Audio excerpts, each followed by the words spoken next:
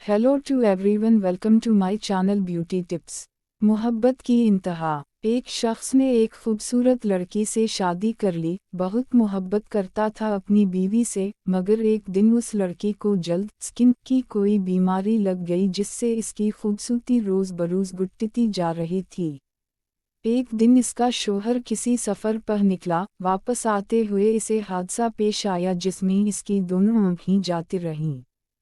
खैर, इनकी अज़दवाजी ज़िंदगी यूनाई चलती रही और इसकी बीवी की खूबसूरती मज़ीद घटती रही, मगर इंधे आदमी को उस बात का इल्म नहीं था, लिहाजा इनकी ज़िंदगी पर इसका कोई असर भी न पड़ा। दोनों एक दूसरे को पहले की तरह चाहते थे और एक दूसरे का ख्याल रखते रहे।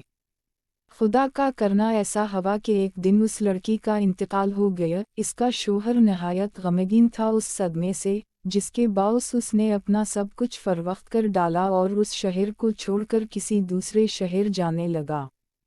जाते हुए रिश्ते में एक शख्स ने पीछे से आवाज़ दी और कहने लगा, अकेले कैसे जाओगे?